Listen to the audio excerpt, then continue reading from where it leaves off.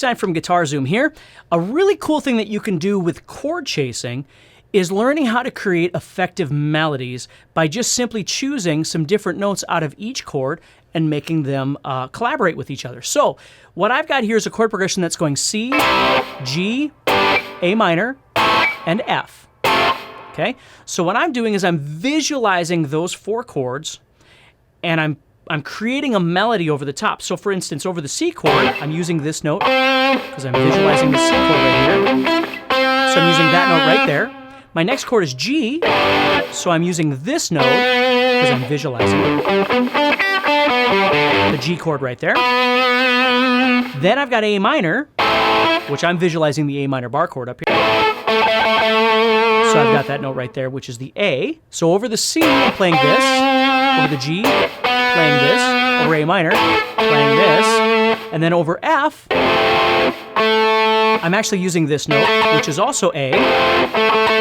So I'm just staying on the same note for two different chords. So over C, I'm playing this, C. Over G, I'm playing this note, which is the B, but you don't need to worry about that. It's part of the chord. That's the fun of chord chasing, is you're visualizing chords and choosing notes out of each chord to play. So I'm playing C over C, B over the G, A over A minor, and then A over the F as well.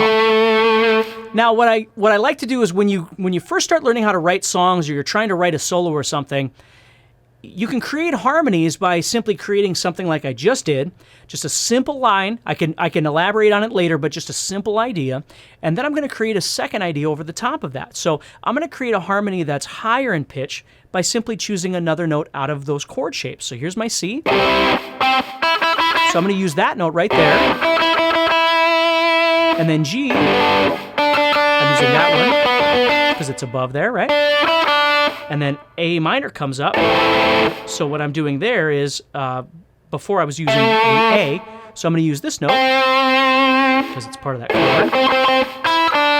So my other one was going, this one's going, okay. And then the last chord is F. So what I did just for fun, I took the note F, which is right here, and put it up on the top. So my first melody is going 2, 3, 4, 2, 3, 4, 2, 3, 4, 2, 3, 4. My second melody is going 2, 3, 4, 2, 3, 4, 2, 3, 4, 2, 3, 4. And I didn't create it necessarily from knowing my theory or what scale I'm using or things like that. And not that you can't do that.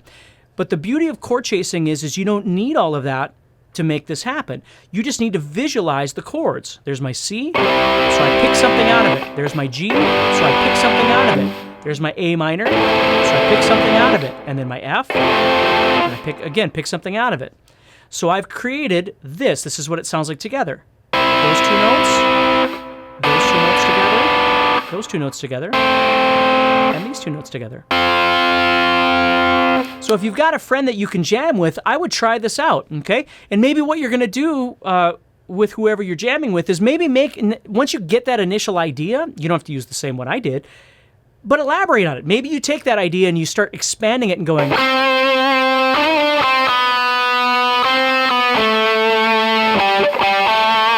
so your other guitar player would be going, whoops, sorry.